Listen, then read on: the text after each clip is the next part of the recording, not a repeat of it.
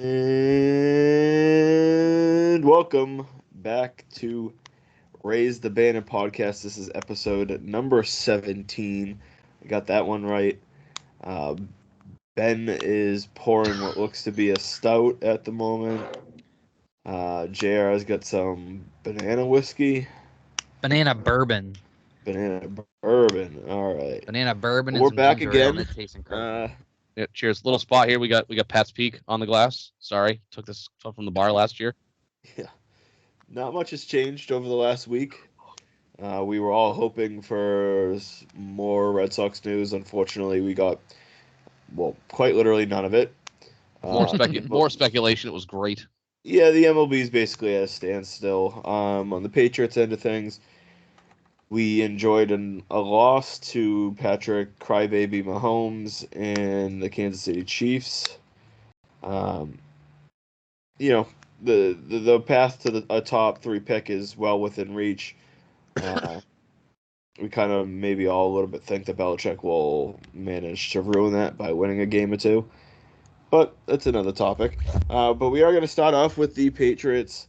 Obviously they're what, 3-11? Is that correct? Yes. 3 and 11. Yeah. As you mentioned, the top 3 pick part. They are currently 1 game inside of the 4th pick, the Washington soon to not be the Commanders, if the lawsuit pans out the way that everyone thinks it might.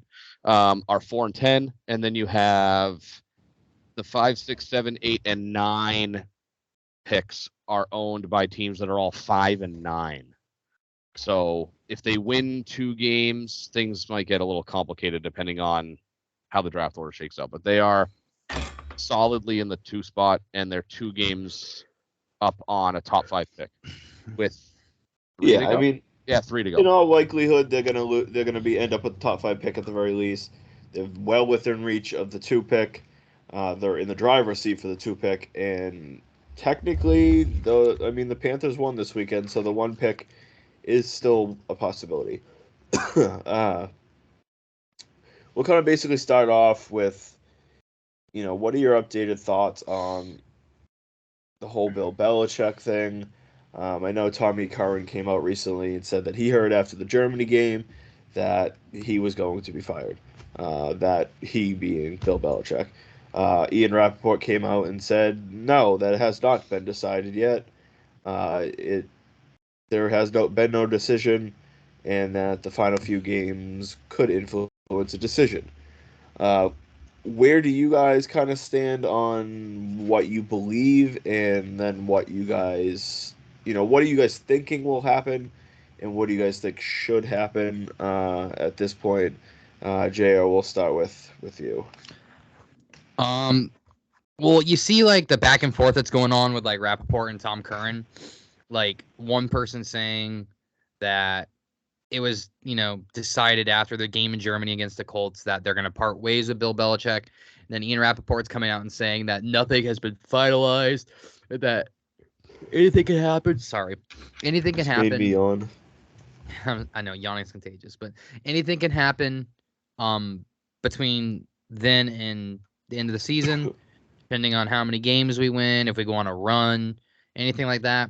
But I personally think Tom Curran's not going to say something like that and lie unless, like, you know what I mean? Like, I think he has information that's true.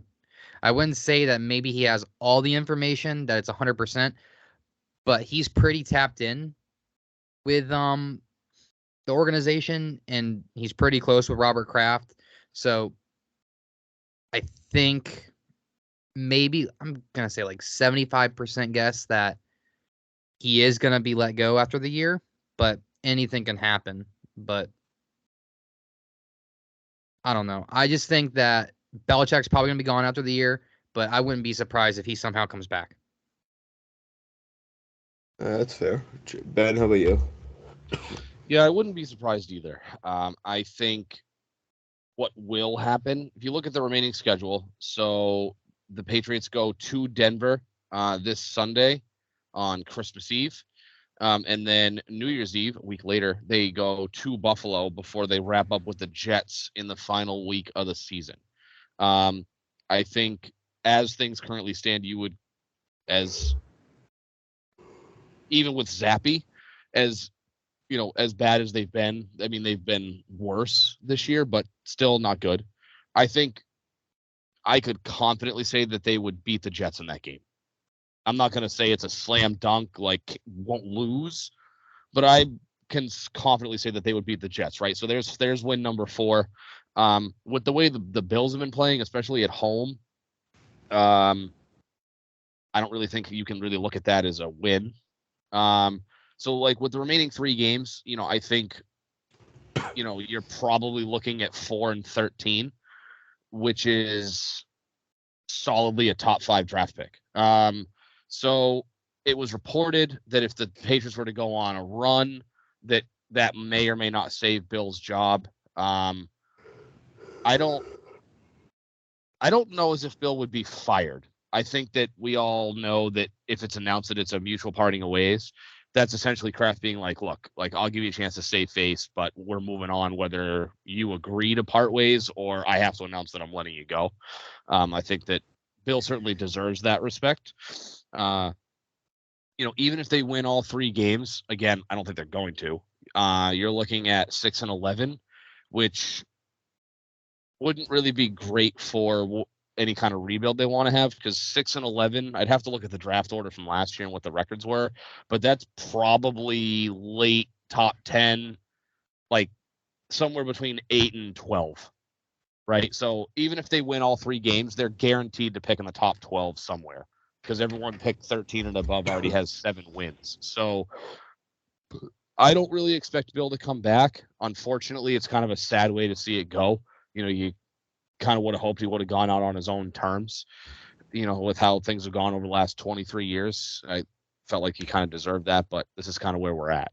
So I kind of expect them to finish, 1-2 down the stretch. And, shortly thereafter, the last game of the season is on the 7th, so that week of the 8th, I would expect there to be some kind of an announcement that, Bill Belichick and Robert Kraft have mutually decided to part ways. Then we go into the discussion of like, who's the replacement, who do we think, who, whatever. That's probably what should happen, to be honest. I think, no disrespect to Bill and what he's done for this organization.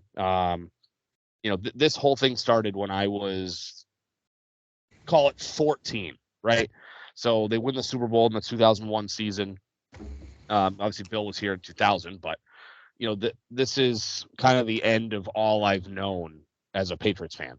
So unfortunate end, I think it's time, no disrespect to Bill, gave, from a Patriots fan perspective, the best 20 years you could ever hope for. Certainly some disappointments, they lost 2 heartbreaking Super Bowls along the way. I thought they had some good teams in years they didn't make the Super Bowl. 2006, I think that they would have absolutely wrecked the Bears that year. I solidly think they probably would have beat Carolina in Super Bowl 50. The 2010 team that got upset by the Jets in the second round.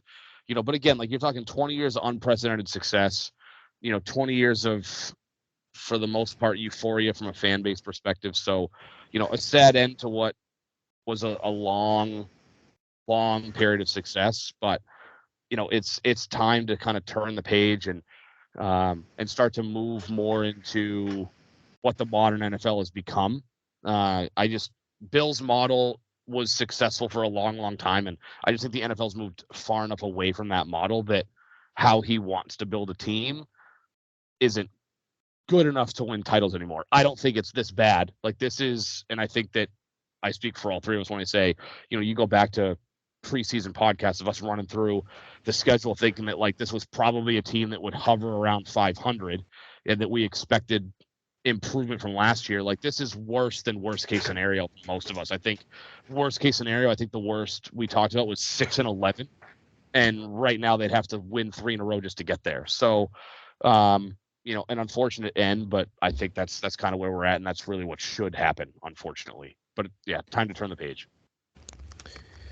Yeah, I mean, it's tough because you don't want to see it end this way, but uh, I don't know if he's automatically gone at this point. I would say there's probably like a 65 to 70% chance that he's gone, that he moves on. The only scenario I see where he is back is if he relinquishes GM powers, I don't think that's going to happen. which I don't think will happen, but it will come down to two things. What is his future plans? If he plans on retiring, then no. Like he'll just retire. But if he wants to still coach, like is there going to be a team that's going to be willing to give him? This is my cat in the background that you could probably hear. Uh, is he going to want to continue coaching? I would expect the answer to that question to be yes. Bill, there's a part of Bill that wants that wins record. Correct. Oh, he wants to beat Shula. And if he wants to still coach, where is he willing to coach? Is he willing to go all the way across the country and coach in LA? LA. Is he willing to? Does he want to go down to Washington? And if he is willing to go to another team, is that team going to be willing to hand him the reins of the entire organization? That's how Washington's being run. Those are two very, very, Rivera's very... the GM in Washington? Yeah, but he's letting Rivera do all the football ops decisions. Interesting. Okay, I didn't know that. Those are two very, very big, decisions. I could very much see one of those two teams, or maybe Chicago or something like that, giving him that power. But I don't think it's a certainty. I don't see Ryan Poles. Here's why I don't say Chicago. So a report came out today from Pro Football Network that it's growing increasingly likely, and that the widely held expectation and belief is that the Bears are going to be trading Justin Fields and starting over with Caleb Williams at quarterback. There's two sides to this that make me think that Chicago's not in play. One, Bill is notorious for doing what he wants, regardless of what the organization... This is going to sound worse than I mean it. Bill does what he wants, regardless of what people may think the organization needs. And I'm not to say that every single time Bill makes a decision, it's not in the best interest of the organization and the franchise, right? He's made plenty of those decisions along the years. Recency bias. I think we can kind of pick apart some decision making along the way. But if you're Bill, okay, in all likelihood, because the new league year now. Before I go into that, can teams make trades after the playoffs have started, or do you have to wait for the league year at that point? Like, for example, right? Like, let's pretend, for example, that all the reports about the Bears are 100% accurate. They're moving on from Justin Fields. Now, granted, that's under the current regime, right? But that they're going to start over. They're going to trade Fields, and presuming that they get the number one pick from Carolina, they're taking Caleb Williams. That's the widely held expectation. So can they do that, say, like the second round of the NFL playoffs? Or do what? Could they trade Justin Fields during the postseason? Or does it go on pause? They can agree. It can't become official. You can agree to a trade. So you can agree to it, but you can't actually execute it until the league year starts in March. Correct. The minute that oh my God, I can't talk. The minute that day starts, that trade can become official. But you can agree to the trade before that day. Anytime. Okay, but you can announce an agreement even though we're past the trade deadline. Yeah.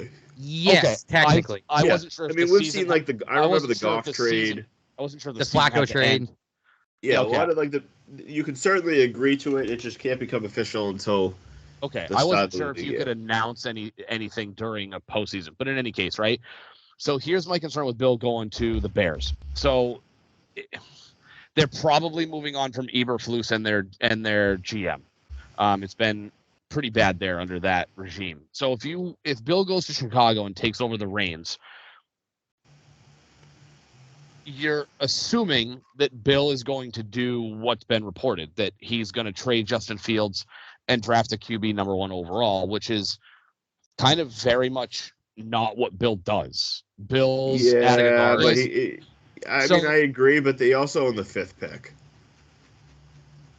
Sure, but you'd have to, so say you bring in Bill, and He's never had a top 5 pick. And the current regime, say the current regime doesn't trade Justin Fields, they fire Eberflus and the GM as soon as the season's over, and then it's announced that Bill's going to take the job as head coach and GM of the Bears.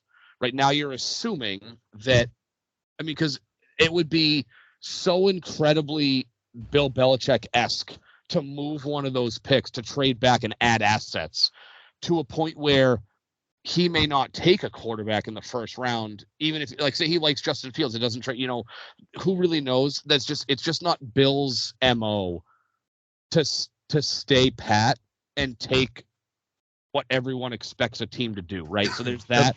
The other thing, let's just pretend that in his head, Bill's like, yeah, I would stay pat at number 1. I would, say they trade Justin Fields for, a future, first or second round pick, whatever he's worth. And they have the 1st and 5th pick, as it currently sits. Even if Bill's like, yeah, like I'm going to stand pat, I'm going to draft Caleb Williams, and then I'm going to go get, an offensive lineman or Malik Neighbors at number 5.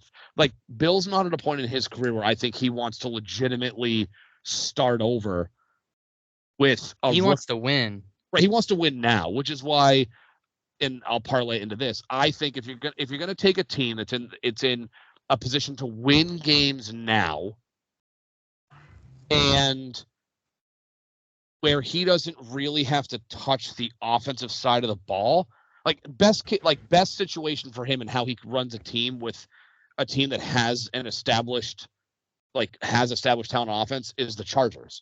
You have a franchise quarterback in Justin Herbert. Austin Eckler's aging, Keenan Allen's aging. I get that, but they're still good enough to win now, to where he could add a couple pieces here and there. Their defense is a disaster, which is shocking considering Brandon Staley is allegedly a defensive-minded head coach. I just think, granted he was fired, right? I just think he's a moron more than anything. I don't think he's just too much into the analytical side of football, not the actual real-time coaching. Right. You look at, look what he did to LA 2 years ago. All they had to do was tie with LA on the last game of the year, and they both get in the playoffs. And all of a sudden, he was just like, no, that's not good enough. All he had to do was take a knee and tie the game, and they both would have gotten in. And then he screwed it up at the end, and Vegas went on, and Vegas was like, well, fine, if you're going to play to win, we're going to play to win. Because Vegas it was Vegas, not the Rams in them. That's what I'm saying. Did I say the Rams? You said LA. Well, the Chargers are LA. You said beat LA. Yeah, I'm sorry. My apologies. Beat Vegas. All they had to do was tie with Las Vegas, but then they say they played it up like they were trying to beat them at the end. Vegas goes on, they kick the field goal, they eliminate the Chargers. Vegas goes on to the playoffs. Just weird decisions like that. Obviously the loss to Vegas last week was pretty bad. He blows a 27-point halftime lead to the Jags. Whatever, right? Sorry, getting off topic here. But for a team that supposedly was led by a defensive head coach, if you bring that in, because your offense, I think, is already established. I think that's the best spot for Bill, who can add pieces, rebuild the defense. He's already got a good offense. I'm not going to say that team could win an AFC West, although who knows what the Chiefs do between now and then. But they could challenge for definitely for a playoff spot and possibly, be chomping at the heels of the Chiefs for an AFC West championship. I think that's the best case scenario for him. The Chargers are his best spot, in terms of trying to win now. If we just assume go off of what we project to be available teams, my only thing is just again comes down to: is there going to be a team willing to throw him complete control, and is he going to want to uproot his life and go across country and start over with a whole new team, an organization, new ownership?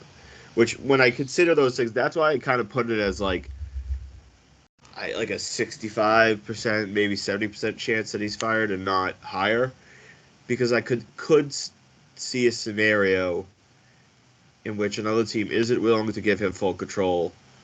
And I could see a scenario in which he says, especially if another team won't give him that, but he just says, you know what, like, I don't want to move across the country and at 72 years old and start over and start from scratch with a whole new roster and whole new ownership and whole new structure and implementing everything from top to bottom that he likes to run.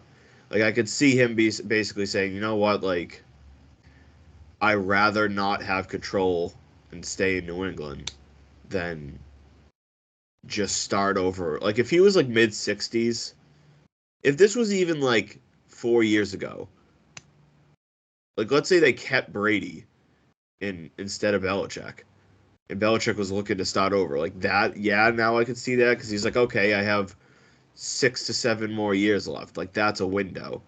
Like, you would say that realistically he has 3 to 5. I mean, we don't know exactly, so I just don't want to like chalk it up. This is 100% chance that he's gone because I could see him backing down and saying, the option isn't there. Because even 12 months ago, we would say, if he was a free agent, coach, there would be numerous teams knocking down his door to get him as the head coach. Now, like, You maybe have a handful. yeah, like, you might have like 2, maybe 3 that are like willing. You might have like 4 or 5 that are willing for head coach, but like, how Not many are you gonna GM. have that are willing to give you full control? So again, it's just, I don't want to chalk it up that there's a 100% chance that he takes that reign elsewhere, and so I'm just going into the off season with the idea that he there's a chance he could be back. But anyways, Yeah. I say what like is 70-30. Yeah, that's kind of where I'm at. Like, my next question for you guys is, I kind of know both your thoughts, but let's throw Ben Johnson's name out the window as not a possibility. Oh, Okay.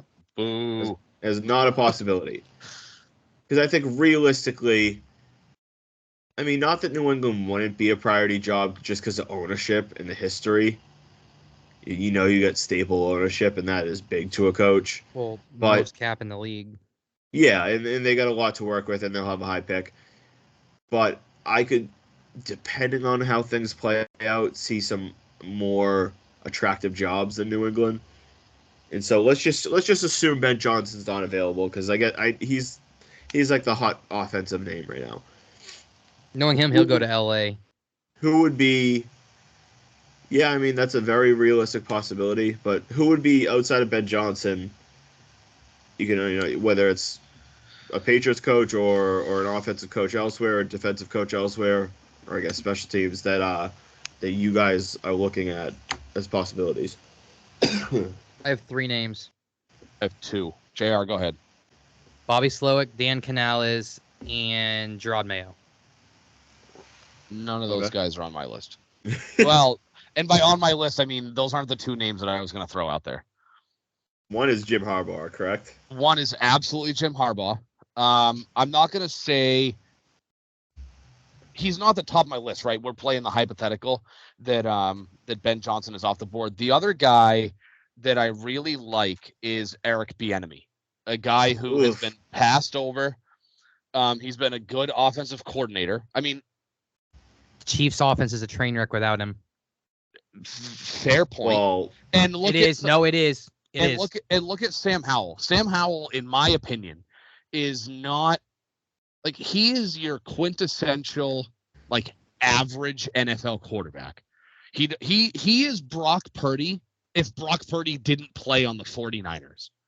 Like he has physical tools, but he's not like if you were to swap Brock Purdy and Sam Howell, I can almost guarantee you that Sam Howell would have almost identical stats to Brock Purdy. Like Brock Purdy is not a flashy quarterback. Yes, I think the more where I think I'm on the other side of things is if Purdy had Sam Howell's. I just think they're not really very comparable quarterbacks as much as They're both kind of pocket passes and stuff. I think Sam Howell's got a much bigger arm and has Purdy's more a little bit more mobile. It has more explosive, like vertical to his game. Who does? Sam Howell, Howell. Yeah. He does have a bigger arm. Purdy, Yeah. like Yeah, but Purdy I'm can talking. throw the ball deep. Purdy's like, I don't want to give him the label of a game manager, That's but not what I was expecting you to say. Mac Jones. but the reality is, like until, and I don't know if we'll ever have to see it, but like until this guy doesn't have a good O line, the best running back of the game, a top 5 tight end of the game, two really good wide receivers, and the best offensive system of the game. And the best defense in the NFL. Yeah, and a great defense. Like don't get me wrong, Brock Purdy like deserves the recognition of being a pretty good quarterback. He's your 2023 MVP. No. Yeah, I think he's gonna win it. Dak shit. I don't know. Maybe he will, but he really has no like. Jalen Hurts. McCaffrey. My agenda doesn't look good. No, realistically the MVP should be Tyreek Hill for being real. It's a quarterback award now. It won't go to a receiver, which is stupid. But that's a whole nother. But like it's funny because Christian McCaffrey is a name that I've seen thrown around. He's not even top 10 betting odds for MVP. and he's having an insane season. The top 10 betting odds for MVP are all quarterbacks. The top 10. Stupid. It's freaking stupid. So I just like pulling up McCaffrey's stats like he's on what he's got. He's at just under 1,300 rushing yards, averaging 4.7 yards per attempt.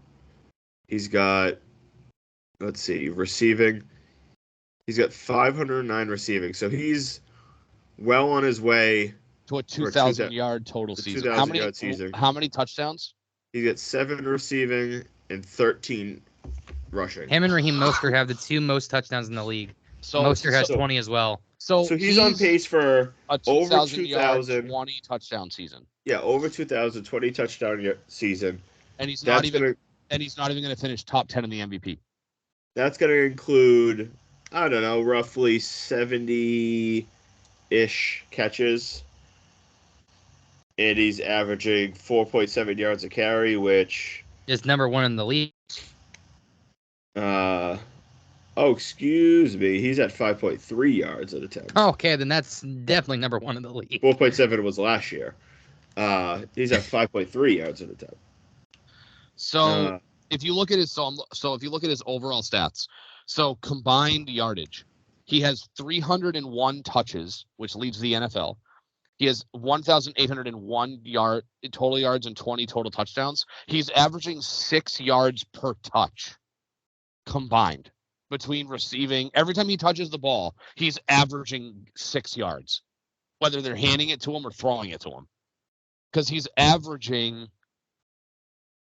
9 yards per catch and like Matt said, 5.3 yards per rush. So that's 6 yards every time he touches the ball.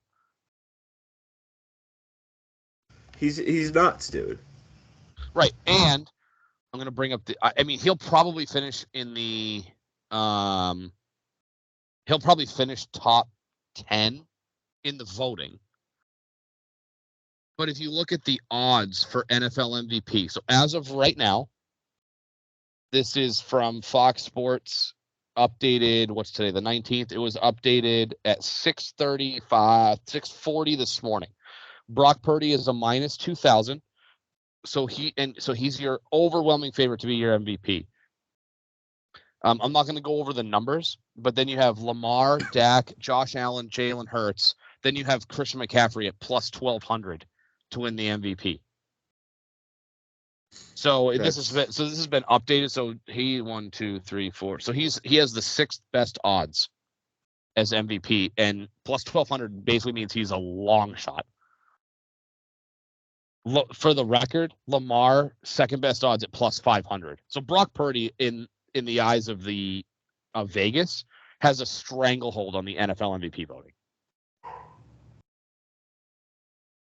I I just like I don't know, man. I just like I not. It's not that he doesn't necessarily deserve it, because like the numbers are semi there. The team's really good. He's performing really well. Yeah. And I don't love the idea of saying like you got great players around you, so you get less credit. But at the same time, like he does, and it kind of does take away a little bit of credit. Like not, if you put, I mean, you put Patty Mahomes in the San Francisco offense with those He'd weapons. he'd have 75 touchdown passes. Yeah, like he would break records. He would. So, Matt, you brought this up on social media. Maybe I'll say like within the last 4 to 6 weeks, about how weak this NFL MVP year is going to end up being. Yeah, And no one like I don't want to say no one deserves it, but like the there's winner's no not gonna there's deserve it. there's no overwhelming consensus favorite. So like Brock Purdy's stats, right? And I know we're getting off topic here, but he's completing, let's call it 70% of his passes, 69.8%. He's at 3,795 yards, 29 touchdowns, which leads the NFL, and 7 touchdowns. So if you look at his numbers, so QBR is 76, leads the NFL. So per game, I don't know why it's not giving me that number. But like, yeah, I mean, you're talking about a weak MVP class. But I guess it is what it is at this point. Let's get back on track. Yes. We got lost a little bit. I've been vocal a little bit on social media, and it's not that it's my number one choice, because I don't have a number one choice at the moment. I'm undecided exactly who I would want to replace Belichick. My voice on X, Twitter, whatever, has more so been stop discrediting Mayo and assuming that he's gonna fail like Patricia McDaniels has. I think that's just incredibly unfair to him as a person and as a man. When you see like is Brian Daboll getting this reputation? Of He's what? approached of like being just like Belichick. He's from the Belichick tree. Like, is he getting this reputation? No, because he's approached things differently. Mike Vrabel. But Brian Daboll's an offensive-minded head coach. He's not So a is Josh McDaniels. Yeah, but Josh is also a horrendous head coach. But like, if you look at it though, like how many? Yeah, but the worry is that the argument is that Mayo is gonna be just like Belichick, and the whole other subject is like I understand what Belichick has been doing the last few years hasn't worked. Like people like the whole like we need to cut a clean slate and be nothing like Belichick anymore. The overall concept doesn't make a lot of sense because I still think he's a very good coach. The main thing that needs to change is just the approach of building a roster, which the head coach for the Patriots, whether that's Mayo or someone else, 95 out of 100 times scenarios will not be the GM as well. So it's I just all of it doesn't like the whole argument doesn't make a ton of sense to me. I get it, but it doesn't make a ton of sense to me. So it's just like I don't get why. I just don't understand that. I just don't like the assumption that Mayo is just going to be like a zombie following Belichick's footsteps. No, I would agree. I'm just at a point where, and I know there's examples that the style can work. There's examples of that exist in today's NFL. I just want an offensive-minded head coach who that's the priority. Is that it's an offensive-minded scheme. I mean, I know D'Amico Ryans is doing really, really good things in Houston with CJ Stroud, but I'm not saying that Mayo can't be a good head coach. we don't know. I mean, he was obviously getting head coaching interviews for a reason. I want somebody who will prioritize the offense. Now, granted, what I will say for Jerod Mayo is presumably Jerod Mayo is not going to also become the de facto GM and head of football operations. At least nothing suggests that's the case, right? So also, he's young and doesn't like. I think he recognizes, and he's not stubborn in Belichick's mind that like I think it's very clear that the offense needs overhaul. I mean, but like everybody sees that. Like Bill knows that. He just chooses not to do it. Yeah, but that's what I'm saying. Like that's Bill's stubbornness, and I just are we just gonna assume that Mayo has that same stubbornness? No, it's more so that like Mayo was a defensive player. He is. I don't really know what you want to call him. He doesn't call the plays on defense, but he's involved very heavily in the defense. And he's the assistant head coach. And he's the Bill O'Brien's the assistant head coach. I don't think O'Brien got that title. Jerod Mayo is the assistant head coach. No, I think it's Joe Judge that's the assistant head coach. Oh, it's Joe Judge. That's right. I was gonna say it's not Mayo. So presumably, right? Like if Mayo steps in, presumably, I would imagine Kraft would have somebody else be the GM, and I have a thought. Maybe we'll kind of. It's just a thought. I don't agree with it. We'll dive into a second. Presumably, if Kraft and Bill do go their separate ways, I would say that it's more likely than not they bring in an independent GM, and it's not a copy of Bill Belichick. It's not like, hey, Jerod, you're the new guy. Oh, by the way, you're also the head of football operations, just the way it was under. He's not. I would expect that that's not the case. So, I mean. How long has Bill been the de facto GM of the Patriots? Oh God, like 04, 05? Because there was a GM. Because there's Pioli. Well, I meant like so like Bill Parcells was like Bill Belichick before Bill Belichick. He was the GM and the head coach in the mid '90s, and then I'm not sure when Belichick got that full power. Right, I want to say it was like. He's always been involved in football ops since he got here, but I want to say that he essentially was like the final sayer within a couple of years of taking over. They had somebody else that was GM when Pete Carroll was the head coach. But realistically, we haven't seen the Patriots run with an independent GM for the better part of the last 20 years. I don't think he was GM when he first got here. It was when he was hired. I'm reading it right now. He was named GM from day one. He was given control of football ops from the day he was hired. Interesting. I thought there was somebody else. Well, there was Pioli, but Pioli was basically a figurehead. And was Pioli there from the beginning? Yeah, I mean, it doesn't really matter, right? But like, we've never had somebody who's running football ops who's not the head coach for the last 23 years. So that's the other variable here, right? Like Mayo steps in, but he's coaching the team on the field. He's not the one picking the roster from a free agent and a draft standpoint. Like he's the one saying like, here, these are my starters. These are the guys that I want on the team. But he's not the one in the draft room being like, no, we're not going to draft a wide receiver. We're going to go with a long snapper. Like extreme example, but like you get my point. Yeah. He has input, but he won't be the guy with the final, with the final say. So do you hire a GM and let them decide? Yes. I say generally that's how I think is the best fit. It is the best fit, and so here's and this will kind of segue nicely into my thought process, which I think is almost a 0% likelihood.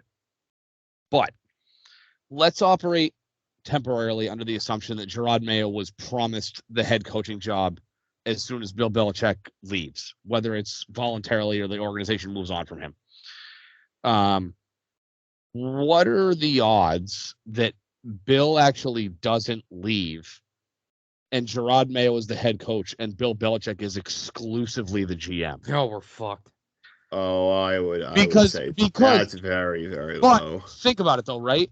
you're talking about if you've promised Gerard Mayo the head coaching job, the best way to seamlessly do that is to keep Bill as the GM, because now you don't have to worry about a continuity issue with bringing in a GM like what the Red Sox just did by bringing in a GM and saying, hey, we promised Gerard Mayo the head coaching job. You can't take this job unless you're okay with him as the head coach. Yeah, but the issue with Belichick is Belichick the GM. So I just like, and that's why I don't think it's likely. I just was thinking, hey, you don't see it very often in football where the GM doesn't pick his own head coach. That almost, I'd have to really dive in, but off the top of my head, I can't think of any legitimate examples I can't think of any examples off the top of my head in the NFL where the head coach was there and the GM had to. It happens. I'm not saying it's never happened. I just can't think of an example where. I think New York Giants. That was the New York Giants before Daboll. Who was the head coach there before Daboll? Was it McAdoo? It might have been. Or was there somebody else before? It might have been Judge. I think it might have been before Judge. I want to say right. Judge was the head coach. I want to say it wasn't McAdoo. Tom Coughlin? Shermer? Was he post Tom Coughlin? Who? Shermer. He was post Tom Coughlin? Oh, yeah. I want to say one of them. I'm going to look it up real quick. So one of them was there and stayed through. So maybe So Gettleman. Coughlin was 04 to 15, McAdoo 16-17. Then Spagnuolo was interim. Shermer was 18 to 19. Judge 20 to 21, and Daboll is. Yeah, but so keep that aside and pull up who were the GMs. And see how they line up.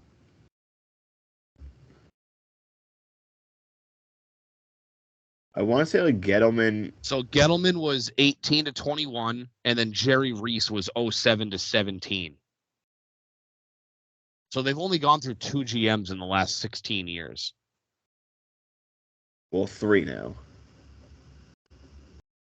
Because they got a new one now. I meant prior to the current regime. Yeah, so did one of them inherit? One of the head coaches inherited a GM? Let's see. Gettleman was 18 to 21. When was McAdoo the head coach? 16 and 17. So Gettleman hired Shermer and Judge, and then the new GM hired Daboll. Okay.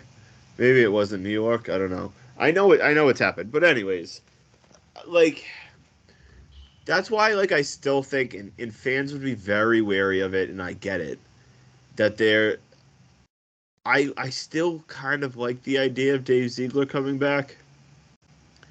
He still has plenty of experience with a lot of players on the team, obviously, but he has experience with Kraft. He approached it very, very, very differently as Bill Belichick as GM. One of the first moves he did was when he got Davante Adams. He supposedly, and we don't know if it's 100% truth or not, but he supposedly wanted C.J. Stroud, and McDaniels overturned him, that's a whole other topic of who was really in charge there. But Ziegler seems to have been on the right. Like, if they had C.J. Stroud, they'd both probably keep their jobs right now. Would you like? What are your thoughts on that, JR? Well, Josh McDaniels is a dog shit head coach, and I think Dave Ziegler is a pretty decent GM for what he did, or what he tried to do at least, for Vegas. I mean, going out and trading for Davante Adams, what was it, like one of his first couple weeks on the job? Yeah, it was immediate. Putting your nuts on the table and saying, I want to fucking win. I want to build this team. I want to win. You got a top 1 or 2, 3 wide receiver. Top 3 receiver in the league. And then, he went and got Chandler Jones, which, he's obviously fallen off the deep end, but at the time he was still pretty good. He re-signed Darren Waller. He re-signed Max Crosby. He gave out big deals. Like, he approached things very un-Bill Belichick-like. So, like, he saw what the Patriots did and was like, I don't want to do that. Exactly. So that's why I'm like, all right, he has experience with Kraft. He has experience with Mayo. Like, he could come in, he could work with Mayo. Ziegler as GM, Mayo as head coach. I think you can easily promote Covington to DC, knowing that Mayo can oversee the defense. I don't know what happens to the Belichick Suns. Uh, I would assume that they go and coach elsewhere, even if they would follow Belichick wherever he goes. But like, If he even if retires, Belichick, you definitely know that Steven's gonna get a DC job somewhere. probably, I think, yeah, I mean, probably. Um, and then OC, like, I'm a-okay with if it's Bill O'Brien. I'm a-okay with that. All right. If O'Brien left, I mean, there's certainly other options. So that's another topic, though. All right. So I have like an idea. I want to get possibly just to see what you'd think about this. Say Belichick gets traded or fired or parts ways, retires. Bill O'Brien leaves. And we don't have like a GM, or like we look for a GM and it's not, Gerard Mayo 100%. What would you think about hiring Alec Halaby, or Halaby, however you say his name, the AGM in Philly? He's learned under Roseman. I mean, I wouldn't hate it because Eagles have built a really good team. And if it's not Ben Johnson, there's a fine line between hiring a coach or hiring a GM because they worked under someone successful. Obviously, we see that with Belichick's coaching tree. We've seen that with other coaching trees. We've seen that with assistant GMs. So I'm not gonna like automatically say, okay, he's under Roseman, let's do it. But at the same time, like, he's obviously learning from a smart GM, and if they like him, yeah, I mean, I'm open to it. He graduated Harvard, so he's a pretty smart guy. But I'm not questioning his qualifications or anything like that. He was like the head of player evaluation until he got the promotion to AGM. He was the guy that was like in charge of like, okay, these are the guys. Like, he was the head of scouting and everything like that. And player evaluation, like, they promoted him to AGM because of his success with being able to evaluate players, be able to scout players. So I wouldn't hate it. Or I think the San Francisco AGM is probably going to get a GM job this year somewhere. But say it's not Gerard Mayo and it's not Ben Johnson. Say if they hire Slowick or Harbaugh, like, Ben wants, or maybe like Zach Robinson, even though I don't think he's ready for a head coaching job. Say if it's one of those guys. What would you think about one of them, Halaby or the San Francisco AGM, and then bringing in maybe Dan Canales as OC, or it's maybe Ben Johnson as the head coach, say Zach Robinson OC, and then going from there? I'm very open to a few like other possibilities. I like Ben Johnson. I'm open to Jim Harbaugh. I'm open to I think Harbaugh's getting extended at Michigan, though. Slowick's in Houston. He's the OC in Houston. Yeah, and Canales is the OC in Tampa. He was the Seattle OC last year. I like Canales. I think he's a young guy that has. I mean, he might be revolutionizing Baker's career right now. Dude, Baker looks unreal this year. Yeah, he looks pretty damn good. He had a perfect passer rating this past week. The first quarterback ever to be part of an away team at Lambeau Field. What? Have a perfect passer rating at Lambeau on an away team. First quarterback ever. I hate that stat. I'm not a big passer rating guy either, but like, I mean Baker's been playing. What was it, 380 yards and 4 touchdowns on Sunday? Yeah. Yeah, like Baker's playing some pretty good football. So, I'm open to a handful of different guys. Like I said, I haven't made like my final vote of who I want. I'm certainly not just like automatically married to Mayo. My biggest gripe is just like the people that are like, he's gonna be just like Belichick. And it's just really. I don't think he will be. He's young. He's analytical. He knows how to be he looks like he's a player's coach. He reminds me of Mike Vrabel. Like, he reminds me a lot of Mike Vrabel. He The has approach. the approach, yes. He played here, yes. But I think he might be a little bit different with Mike Vrabel. Like, He won't be as vocal as Mike Vrabel. Mike Vrabel's Vrabel's like, just a hard ass. yeah, Vrabel's like in your face. Mayo will be a little bit more quiet in his approach. I He's not that feel he's like not vocal. I feel like a good comparison to Mayo, or like for Mayo, would probably be Jim Montgomery with the way he treats players, like young guys and everything like that. Because all the young guys love Gerard Mayo. They love him. Yeah, he's a very popular guy. The whole team loves him. And this bullshit that Burt Breer was talking about on NBC Boston the other night, how like there's people in the building getting uncomfortable with them automatically assuming Mayo is going to be the head coach and like Hold on, some that whole coaches. comment made no sense from Breer. It was still. I was watching it live yesterday. I was like, "What is going on?" It made like his comments made no sense. So he goes on to like talk about how like he was asked about it because it was Bedard's report, and he goes on to be like, I wouldn't generally agree with that, but like maybe a little bit, and then talks about like how Belichick's been just as hard on the defense that he has been on the offense, and that's like basically all he really says, and there's no like explanation of how that relates to Mayo. He doesn't back up his argument. Is he saying that Mayo is fighting Belichick on him coming at the defense? Like it didn't even make sense to me.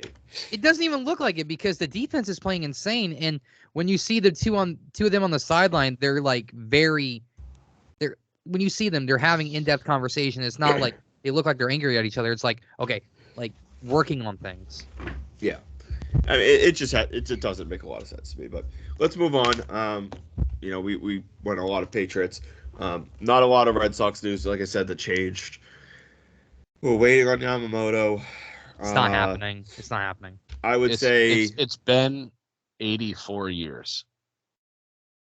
It's that quote. It's been longer than that. Like it's we're not getting him. Sorry for Alex Spear said our millennial tonight, listeners. Matt doesn't know what the Titanic is, so I should have prefaced what I do was you mean I talking. don't know what the Titanic is? What when I said that quote, you looked like I had 7 heads. I didn't He and I hear are you. almost are basically the same age. I'm older than JR. That doesn't by just over a year. That doesn't mean that you're not a millennial. Technically, yes, I am. We're Gen Z. Yeah. I am in like the last few years a millennial. I'm absolutely a millennial. Don't call me a Gen Z. I am not a Gen Zer. I said it just for that reaction. I'm gonna call you a Gen Z because I call my wife a millennial who was born in '81. That's the first year of the alleged millennial generation, but she absolutely hates it because she considers herself not a millennial because she's old enough that she doesn't like if you look at like how a millennial acts, she doesn't act like that at all. So I'm gonna call you a Gen Z just because I know it'll irritate you. He's a Zoomer. I mean, you can call me whatever you want. It's just not true. But a non-binary unicorn. That's what you are. All right. Anyways. So Alex Spear came out tonight and said that Yamamoto did not visit Fenway, but that from what he hears, he would absolutely call the Red Sox a, quote, dark horse for Yamamoto. Basically, my only take on Yamamoto right now is no one knows fucking anything. Anything. Any Martino, I think his name is, from New York, was on some TV, show, whatever. And he's like, I get from one source that says Yamamoto's going to sign with the highest bidder. And then 10 minutes later, another credible source messages me and says, well, I don't think he's going to prioritize money. And then someone else says, and he goes, he really cares about the city. And then he doesn't care about the city. And then he wants... Nobody knows anything. No one knows shit. So while I would not call the Red Sox odds great, I think they're maybe around like 15 to 20%. And that's obviously not very high. No, but I would. I can't comfortably put anybody as like above 30 to 40%. I think it's just like a toss-up right now. I think it's going to be between us, the Mets, the Dodgers, and the Yankees, the top 4 teams. that you keep on hearing about. But I don't think he's going to come here. I hope if he goes to New York, you got to hope it's the Mets. Yes.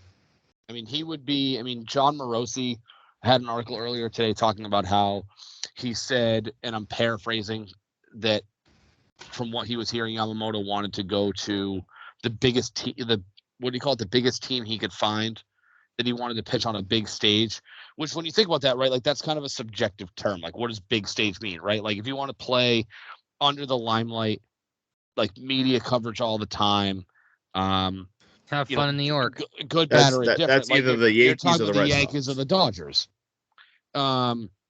Yes, the Dodgers are more of a limelight team than the Red Sox. I hate to say that, but it's I would true. absolutely disagree with that. The Dodgers we are not a big Dodgers, team anymore. The Dodgers are absolutely more in the limelight than we are. They're a 100s team team right now. I wouldn't say that they're like any more significant. They're in the same ballpark as the Red Sox. The Red Sox are still the Red Sox. They are way more significant than the Red Sox. Here's why. The Dodgers are a perennial World Series contending team with ownership that'll spend money, a GM that will basically do whatever it takes to spend the money to bring in the talent. You've seen that because they keep signing players even though you think they have no money to spend, and it's Los Angeles. They are absolutely more of a limelight team than the Red Sox. Are the Red Sox a quote-unquote big market team? Yes. They don't act like it. They're a small market team in the body of a big market club. You just muted yourself, Ben. Sorry. I don't know how much you heard. They're a big market team that acts like a small market franchise. They don't do the things that the Red Sox did 15, 20 years ago. So, sure, are they the Red Sox? Like, is Fenway historic? Yes. It's also kind of a dump. Are the Red Sox an original franchise? Sure. But, like, history, big picture, I really don't think matters as much as it used to. Nobody gives a shit about the past anymore. They care about the here and now. They want what organization is best positioning from a player standpoint, what organization is best positioning them to succeed as an individual, and what's going to put them in the best position to win. And I posed this question to Matt off the record and said, if the contracts were all comparable, the offers were all comparable to Yamamoto, they don't have to all be the same, but they all have to be comparable. What's the likelihood that he comes to Boston? And I don't think it's very high, because most other teams that are involved in the Yamamoto sweepstakes, in my opinion, offer better situations. Now we can hash over, San Francisco's a crappy city, New York's a crappy city. Like, you can talk about the different variables that factor into this. Well, the Bronx is a shithole. Not all of New York is bad. Right. But when you want to talk about, like, if you want to talk about, like, what is the limelight of a city like Boston is not LA, it's not New York. I mean, from a city standpoint, Boston's not even Miami. Miami's a better city than Boston is. Granted, it's not a sports city, but if you want to talk about, if you're going to compare big market cities, like big market sports cities, if you're going to talk about Boston, New York, and LA, Boston's third on that list. And the only people that love Boston are us, the people that are from the area. Right. No. Well, the exact same goes for New York. A lot of people outside of New York hate New York. What do you mean? They hate the city, not the state. But let me ask you this question. Yeah, but we're talking about the city. If you're a star, no star athlete who plays for the Yankees lives in New York City. Let's be honest. They all live in Jersey. They all live in Western Jersey, or they live outside the city, like north of Manhattan. But let's think. Let me ask you this question: if you're a star athlete, given the current state of the organizations, if you had the same offer from the Yankees and the Red Sox, where are you going? It's New York every time. New York. If you have the same offer between the Red Sox and the Yankees, given the current state of, I would say no to the Yankees, just so I don't have to shave my beard. But if you're a star athlete and they're throwing $300 million at you, you'd dye your hair purple if they told you to. Well, you can't do that. Not necessarily if there's everybody else also offering the same money. But my point is, if you have the same offers from the Yankees and the Red Sox, given the current state of things, no sane athlete is picking the Red Sox over the Yankees. Okay, so part of the other variables, which are more important with the Japanese player than the others, is we've talked about, and I know we've talked about it off the record, is how important it is to Yamamoto to A, be the ace of the staff, And be the number one and guy on the B, team. to be the number one Japanese player on the team. Now, obviously, if that second one is important, he signs in LA, he will forever be Otani's little brother in the shadows of Otani forever. If he He goes did to New that. York, He did that in the World Baseball Classic, for the record, and won a title. well, no shit, he's going to play for his country. Yeah, but it's different playing for your country and playing for a club. He's not going to refuse to play for his country because Otani's on the team. The Japanese people are very honorable. Doing something like that would be very dishonorable. So, anyways, coming to New York, like, he would certainly not be the profound ace in New York. He would be the number two at least for the next few years behind Cole. Cole's the reigning Cy Young winner. He's the top probably 5 pitcher in this league right now. I don't think the Mets, Senga being in New York with the Mets, I don't think that's a big issue because I think he would go there and be the number one. I don't know how much Senga being another pitcher makes a difference. And then obviously Boston has Yoshida. They're friends. I don't know. This goes back to we just don't know. We don't know what he's truly prioritizing. Is it 100% winning? Is it a mix of winning, money? We won't know until the day he signs on the dotted line to whatever team he goes to. Exactly. So it's just hella frustrating. Obviously, we're waiting, and as much as we all want an answer, he should take as much time as he needs to make a decision within the window that he has to make one, which is early January. I'm a lot of reports saying that he's going to sign by Christmas. So hopefully that's by by Saturday or Sunday. But man, I'm sick of waiting. I want the free agent to go, and I don't think it's incredibly likely that he comes here. But if he doesn't, that's kind of where we can transition. If they don't get Otani, which I think all agree is more likely that he doesn't come here than he does. Well, it's impossible because Otani already signed in LA. Excuse me, Yamamoto. You know what I meant, jackass. I just had to sneak that in there. I'm sorry. Where do you want to see them turn to? Personally, I think even if they sign Yamamoto, the trade market is still a very high possibility. Because if they sign Yamamoto, they might want to find a cheaper contract that's under control to help balance out that big contract. And if they don't sign Yamamoto, then they need a big name, and they can trade for, a Corbin Burns. Miami has 2 or 3 studs. The Mariners have, 2 studs-ish. They have 0 because they're not trading any of them to the Red Sox, so we can move on from that. Here's the realistic and the reality of this is the Mariners absolutely have a price. Yeah, it's a price that you specifically don't want to pay because I guarantee you if we ask them for Logan Gilbert, they're going to want Mayer or Robin Anthony. I would consider a deal. We talked about this a couple hours ago. If I'm trading Mayer or Anthony or Teal in a deal, which you try to avoid because I think there are quality pitchers you can get without doing that. But anyways, the player has to come with multiple years of control. I'm not trading Roman Anthony for Corbin Burns for him to then hit free agency 12 months from now. And the Red Sox just said he's not signing an extension wherever he gets traded to, if he gets traded. Well, he's a Scott Boras client. I know he's a Boras client, but did he? So he said that on foul territory today. And and it's also, Boras clients don't ever do that anyway. Unless you're Xander Bogaerts. more often than not, but Well, Bogarts actually went against Boris's advice. No, Yeah, no, so- I know. that's why I said today. If a player wants to extend, he'll extend. Like a lot of players will follow the advice as the agent.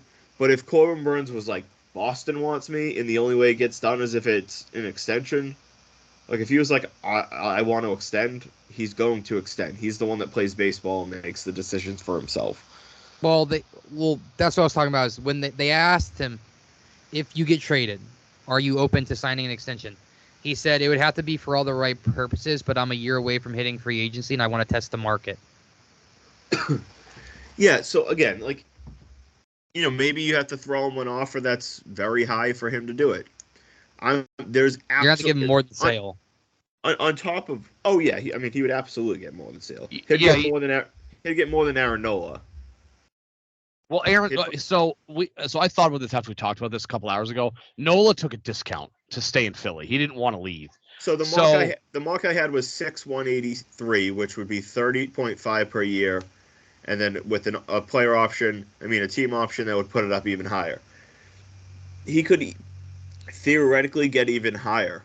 Like I could see, I think the first one I mentioned to you was 7,210, 7,215. Well, 210 is still 30 a year. You might have to raise it just because of the millionaire tax in Massachusetts. Because the state tax and the millionaire tax is going to be a lot of money taken out.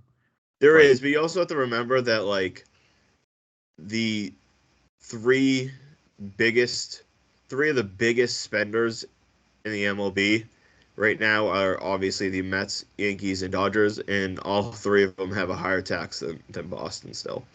Even with the millionaire what I'm saying is you still have to pay a little bit extra. But anyways, my point was if you went to Burns, you talk to Milwaukee, you kind of come to a tentative agreement, and you go to Scott Boras and Burns, and you basically say 7,225, 7,220. Right now, you're a Red Sox for the next 8 years. Like there's absolutely a number that Burns would jump at. If they had opt-outs too. Yeah, again, we don't need to dive deep down this 4 and this year role. 6. But back to what you were saying to the original conversation is I would trade anybody in the right situation, but I'm not trading Teal, Mayer, or Anthony for a rental. For a rental. I would consider maybe a Dylan Cease, but I don't love him the way some others do, and he's only got 2 years left. Like a Sandy Alcantara. Alcantara. How to pronounce his last name? He's got 4 years. It's actually at a decent salary, but still a very good value. Jesus Luzardo? Jesus Luzardo's.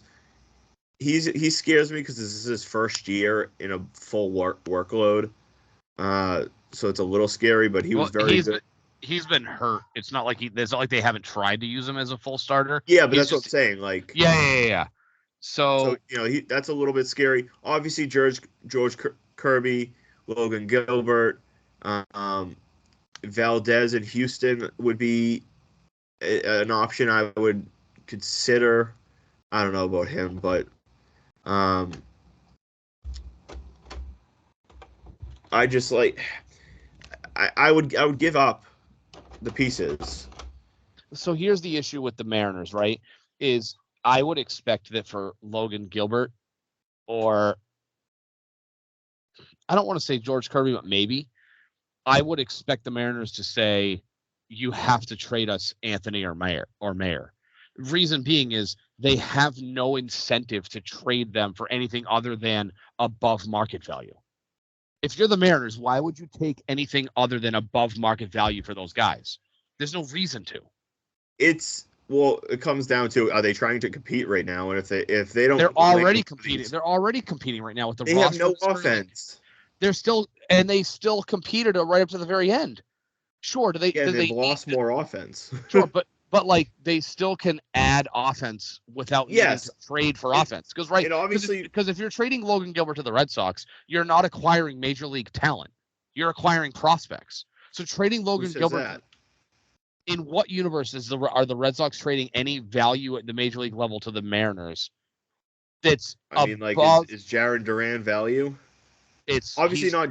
Obviously not he's just Jarren Duran, but no. But if you're acquiring Jarren Duran, you're acquiring like Jarren Duran by himself is less value to the team than Logan Gilbert. They can yes, go you out would and have to get spend money. more Correct, than Duran. but you're not going to get more than Duran in major league value.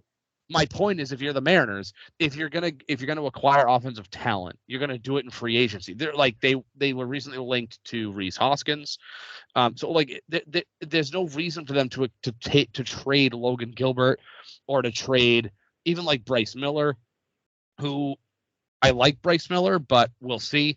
Like they have no reason to trade them for at market value at all. Right now, and that's the hold up in the trade market is we need to see where people play out. But if they're unable to land, because there's been, I mean, I've been following a few different Mariners accounts and all that. All signs point to Seattle's ownership like being cheap as hell, even more than Boston. So they could be, maybe You're talking about money or you're talking about like in spending. Yeah. So maybe Seattle's a small market, so that makes sense. Yeah, maybe like he surprised us and he does land a Hoskins or a Bellinger or whatever.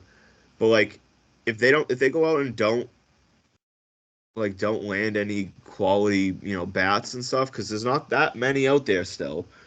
There's only maybe a few quality bats.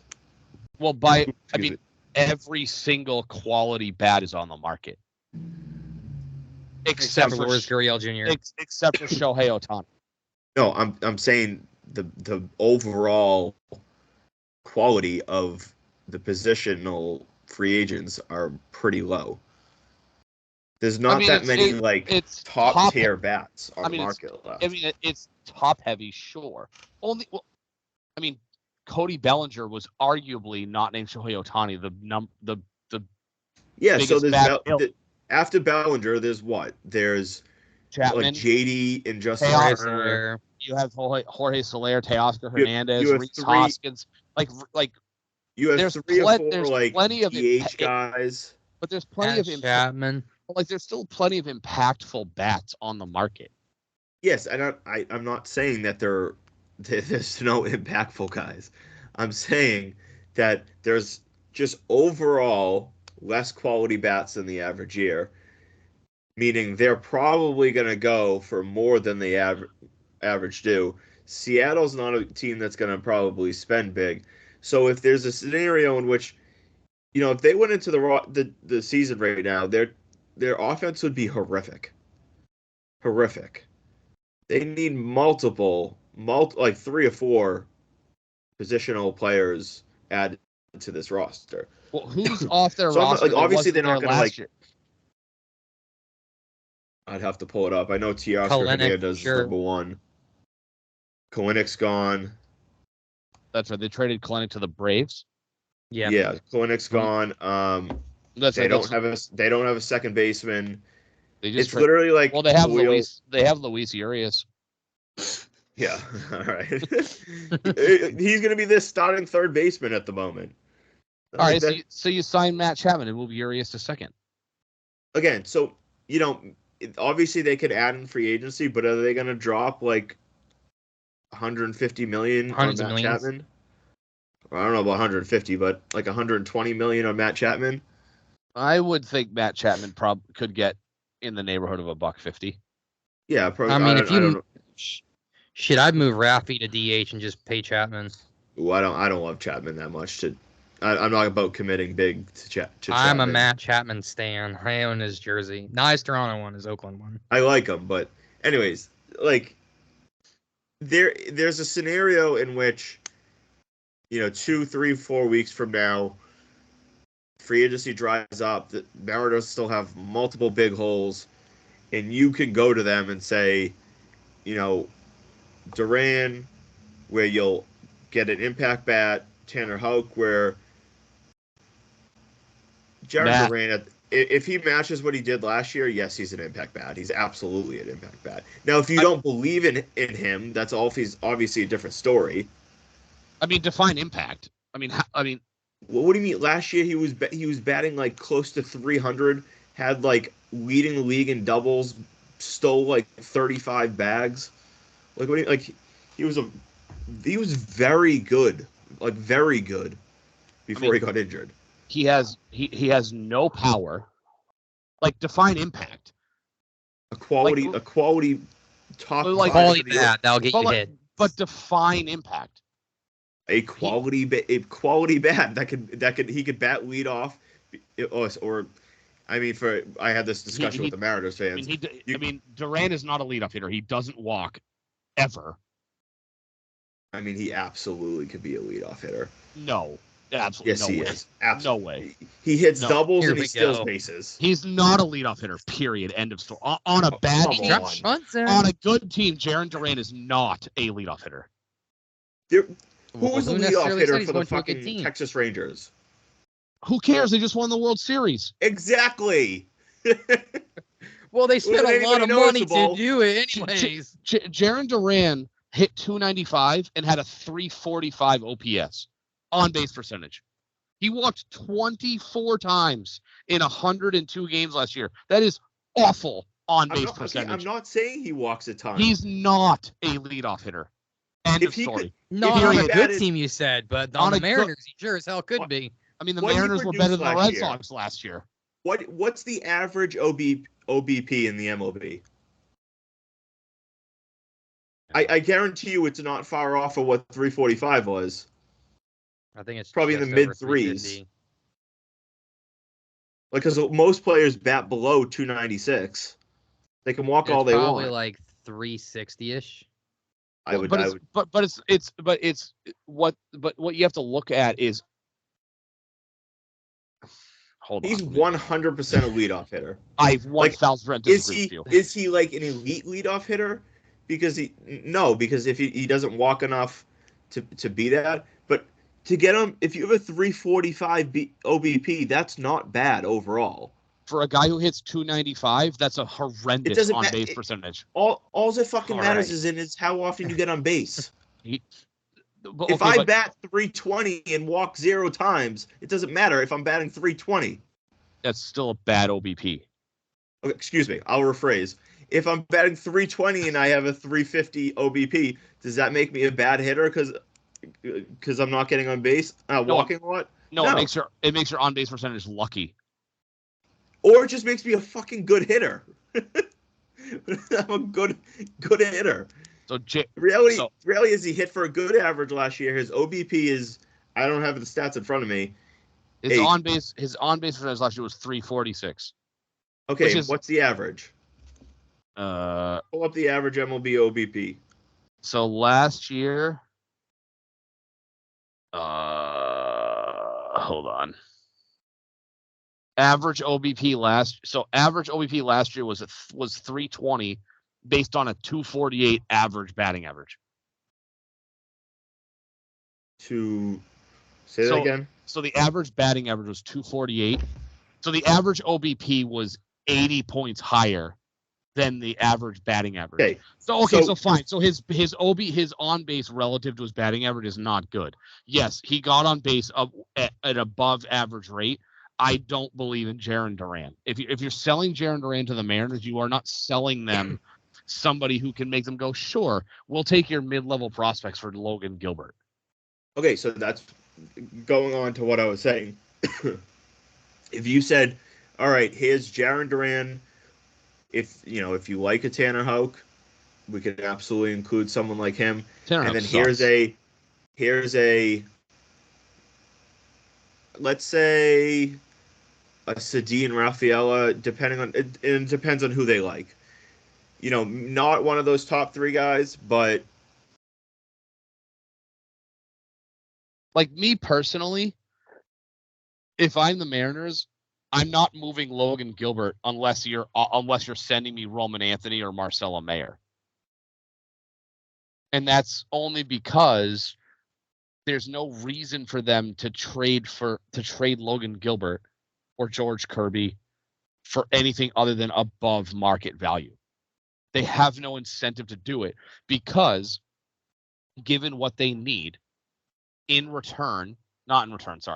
given what they need to fill out the spots on their roster, Jarren Duran is not impactful enough as an offensive player for them to trade Logan Gilbert for Jarren Duran plus prospects. That's my take. Is if you were trying to sell them on a better overall offensive player in the outfield, sure. And okay, we're back. Sorry, a little bit of technical difficulties. I was just explaining to Ben how he sucks and he's wrong. But that's what happens. What happens? Matt got hacked by the Russians. That's what happens when your lead podcaster uses shitty Apple service. Hey! Listen, we're not going to get into this. Anyways, so yeah, we left off saying that Jarren Duran's not an elite, not a good leadoff hitter. Go. Well, we transitioned back into the Gilbert or Kirby deal. Yeah. So big picture, right? Like not getting into the nitty gritty. Like my whole thing is, I just don't think that Duran as I don't want to say a centerpiece, right? But like as the major league piece going back to Seattle in a trade, considering they are a fringe playoff team currently, I just don't think that Duran makes enough of an impact that trading Gilbert for them makes a ton of sense, which is why I think that you're not getting Gilbert unless you're selling them on, hey, you're giving up a young arm, but I would expect them to say, hey, we're giving up a young arm, but the only thing that makes it worth it to us is if you trade us an impactful prospect, meaning Mayer or Roman Anthony. Which I would agree. Like, I don't necessarily. I'd have to really think about it and crunch numbers and see if that's a deal I'd be willing to make. But if I'm Seattle, if you put the shoe on the other foot, they don't really have a huge motivation to move Logan Gilbert for like Duran, York, and say like a pitching prospect for Logan Gilbert. They have no incentive for that because it would have to be more than that. Well, I'm saying sure, but like the overall impact of that deal for the Mariners as they currently are constructed is not impactful enough to, in my opinion. Like if their GM was smart, he wouldn't be taking market value for any young arms. He would be like, you'd need to blow me away with an above market value offer. The other option could obviously be... Think about it from their perspective is more my point. Yeah, so the other option could obviously be to get a third team involved. That you would say, okay, we'll send Duran to Seattle and we'll send Rafaela or we'll send, Bleece and or Houck, whatever, to, I don't know, like Miami. And Miami would give up, let's say, Edward Cabrera or something like that, a different young arm, or another bat. I think at that point, the Mariners should consider it regardless. I mean, if the price is right, the price is right. But to the bigger picture though, right? Like if you're the GM of the Mariners, why would you take anything other than well above market value? It depends. Like if your lineup is depleted and you're lacking significant talent offensively. Okay, you could look to trade. But like it doesn't have to be Gilbert. It could be right. But like you said, young controllable arms in baseball cost premium returns, and young controllable talent in general costs premium. Right, Jarren Duran, like Nick York, Bleece, and Houck is not a premium return for Logan Gilbert. Like now you're talking quantity over quality. Like none of those guys are franchise cornerstone pieces. No, but neither is Gilbert. Gilbert is right now. Logan Gilbert is a solid number 2 starter on. Yes, but he's not a cornerstone franchise guy. On 90% of rosters in baseball. But what I'm saying is, you don't trade a 26-year-old controllable stud pitcher for anything other than the equivalent. And though the 4 names that I just mentioned, the aforementioned 4 names, none of those guys are equal to what Logan Gilbert is, in my opinion. in one player, no. Right, but young, controllable starting pitching is very, very coveted in baseball. Like Correct. for the it same all depends reason, on right? what Seattle like really will consider, like the structure of what they're doing. Like if they're 100% in on trying to compete this year and like right now, then like maybe they're gonna say we're not trading Gilbert unless it's a different very good young player, that plays a position. But if they're open to like multiple structures that says, okay, maybe we'll downgrade overall value from Gilbert for Duran, but then we add two premier prospects or something like that, it has to be considered on their end. No, yeah, I agree. I try to look at it from their perspective and say, like, sure, like if you're the Red Sox, if you can get Logan Gilbert for Jarren Duran, Nick York, and then whether it's two other prospects or a prospect and like a guy like Tanner Houck, like that's a steal for the Red Sox, and like you're fleecing the Mariners in that trade. I mean, an overall value. I mean, look, sure, but like in overall value, sure, but none of those players are impactful pieces to Seattle. None of them. At this very moment, like if again, it's all about what they're coveting. If they are all about right now and major league pieces right now, I mean, like think about the concept of what we just saw with Juan Soto. And yes, he's an expiring deal and a little bit different. Is on paper that deal even in the stratosphere of even? Not even like in the realm. Like just on paper, that deal looks like Soto's a top 5 to 7 hitter in baseball. He's 25 years old, and he's got 1 year of in control is huge. He's only got one more year left, but he got traded for like King. I don't know what is King like. Well, the Padres wiped the Yankees pitching like prospects. They got like the number like 5 and 7 prospects or something. Yeah, but their farm isn't that good outside of Jason. Who, the Yankees? Yeah. So that would make their 5 and 7 even less valuable. So Michael King and Drew Thorpe are legitimate pitching prospects out of the Yankees system. King is. I don't know what King is at the moment. I don't know about Brito, Vasquez, and Higashioka. I'm butchering the poor guy's last name. We'll just call him Kyle because that's his first name. Kyle H. Kyle H. The most complicated last name with the most vanilla first name of all time. But like Thorpe and King are legitimate pitching prospects out of their system, right? So, and we talked about this, right? Like obviously Juan Soto's value when the Nationals traded him to San Diego was a lot greater a year ago because he had more control. Yes. But it's not like the Yankees didn't give up legitimate prospects for Juan Soto. They absolutely gave up. They gave up two of their best pitching prospects for Juan Soto. Now we can go in, we can dive deep into, okay, well, sure, they're the top two pitching prospects, but what does that mean in the grand scheme of things? Sure. But they still gave up two of their top 10 prospects and more for Juan Soto. And the thing about the Yankees, right, is we can say what we want about Brian Cashman. Brian Cashman has the greatest job security of any general manager, president of baseball ops, chief baseball officer, whatever you want to call that role. He has the greatest job security of any leader of baseball ops in baseball. You're talking about a team that has a virtual endless supply of money who can say, hey, yeah, we can trade these these prospects because, hey, we're the New York Yankees. We have a ton of money. We can sign Juan Soto. We can still pay Aaron Judge. Giancarlo Stanton is going to come off the books in a few years. Garrett Cole has an opt-out at the end of the 2024 season. He's going to want more money. So like they look at it and say they have a ton of money and say we can give up the prospects because we can turn around and give Juan Soto a $35 million a year contract extension if we want to.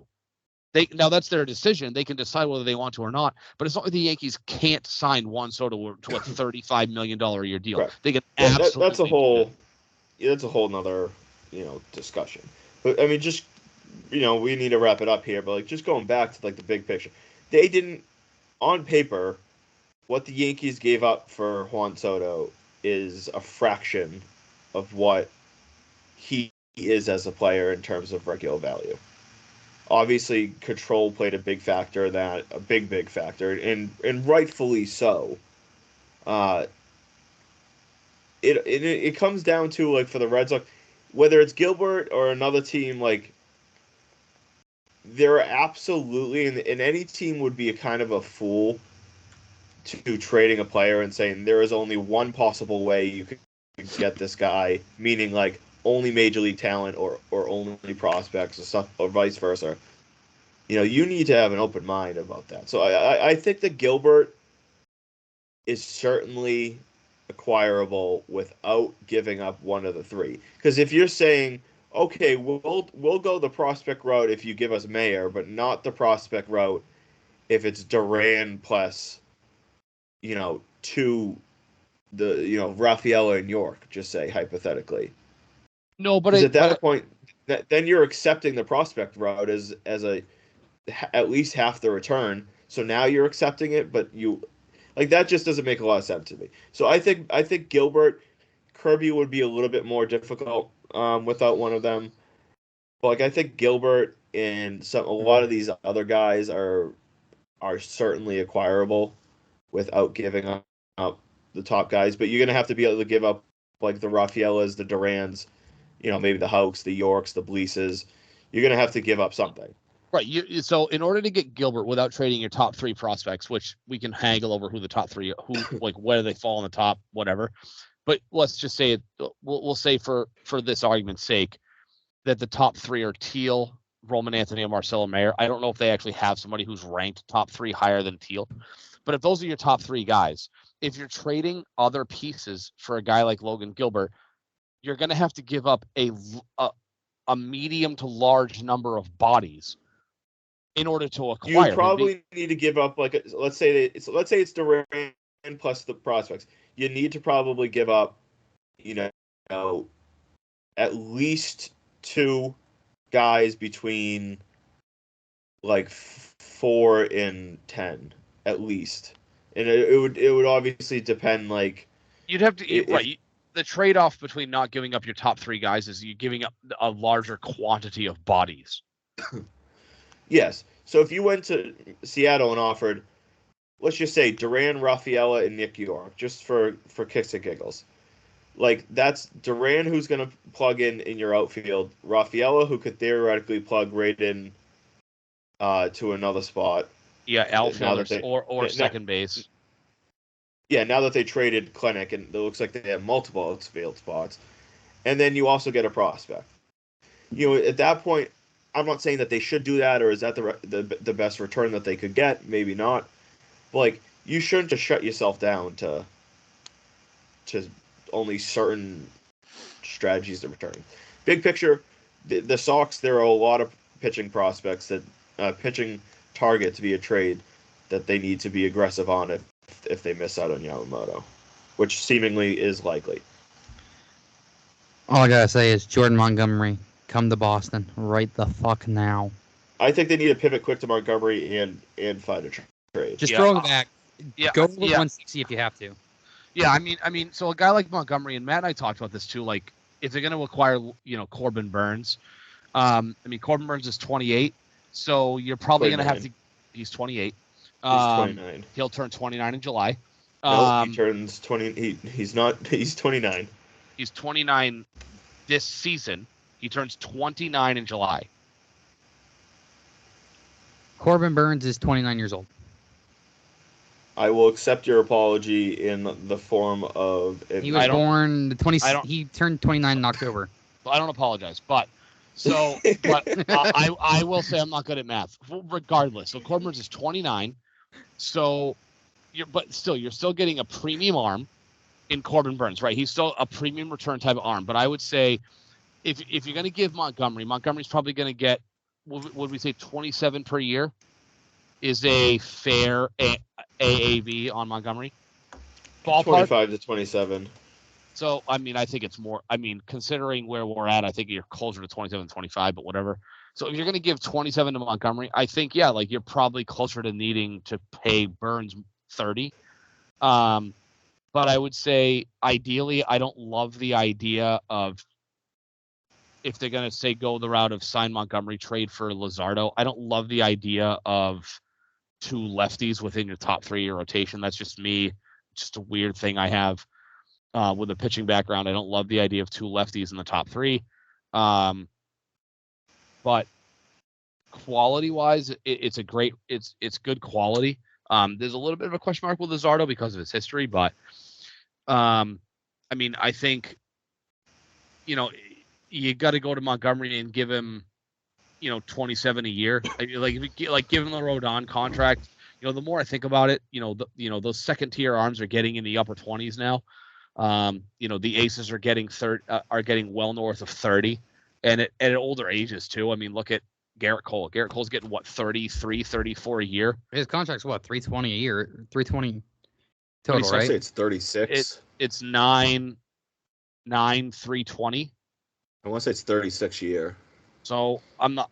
So the upper level arms are getting in the low to mid 30s, right? Like we're talking about Yamamoto possibly getting 35 a year. Like I think he's a stud. Matt brought he's never touched an MLB mound before, but those second tier guys, you're gonna have to pay in the upper 20s at this point, I think. So yeah, you give Montgomery the Rodon contract and then figure out a trade, figure out a way to make a trade. And if it means trading multiple bodies for a guy like Corbin Burns that doesn't involve trading your top prospects, that's a pill I'm willing to swallow.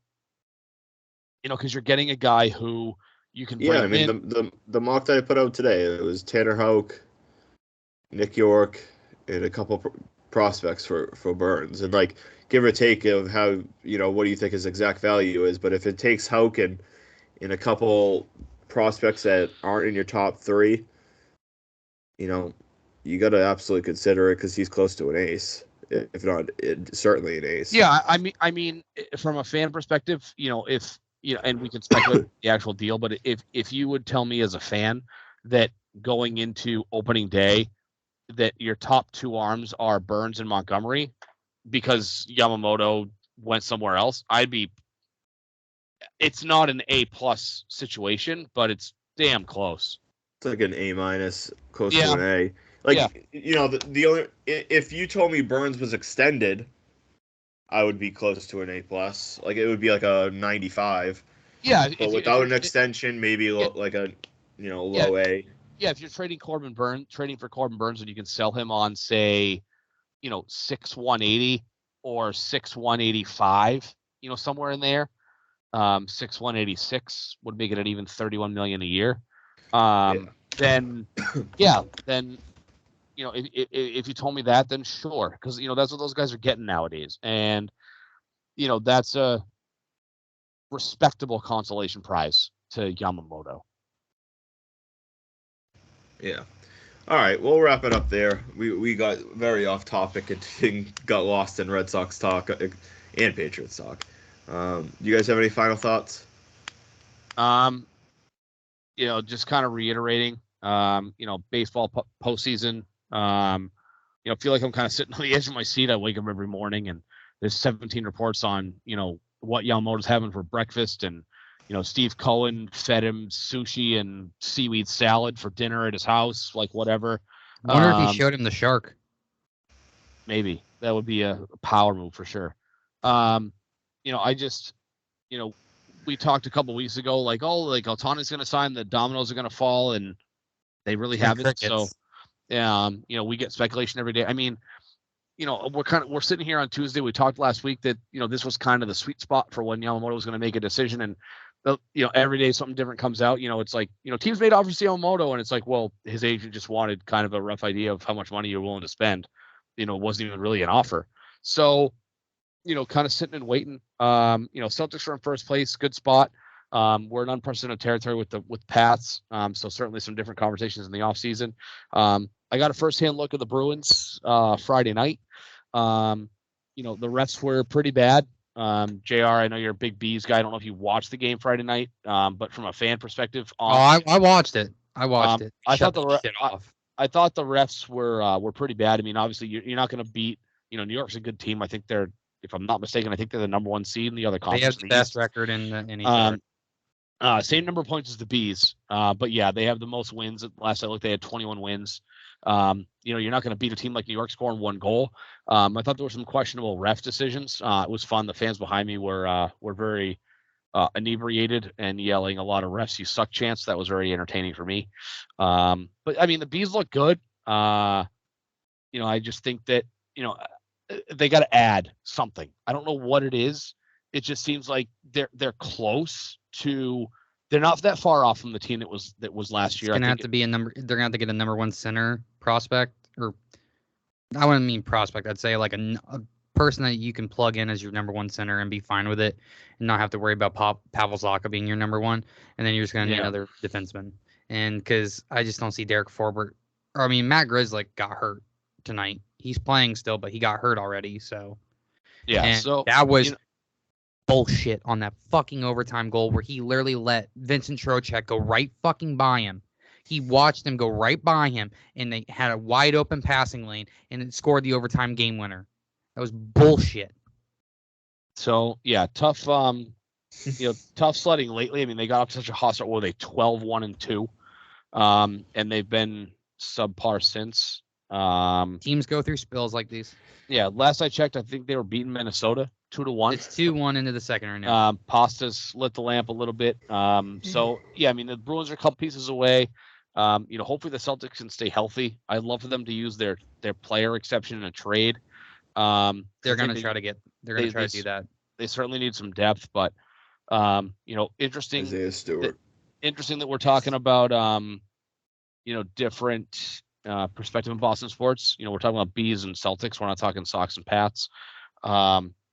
But last thing I'll say is that I really want to follow Rashad Mendenhall, and I really want to see the black versus white Pro Bowl. I think that would be wildly entertaining. That would be. I think Tom Brady, Rob Gronkowski, Julian Edelman, and Danny Amendola would just light up any defense that they throw at them. Cooper Kupp.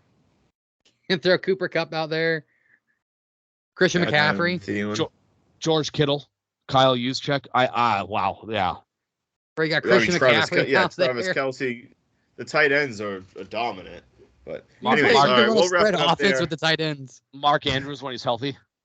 We'll wrap it up there. We'll be back next week. Hopefully, I can splice these two things together and create one pod. If not, you just do part 1 and part 2. Yeah, part A, part B, and we'll just issue we'll issue an apology via social media. Yeah, hopefully a written statement. We're so sorry that the main host of the podcast has issues with Apple. All right. Goodbye. See you next week. Have a good night, guys. Merry Christmas.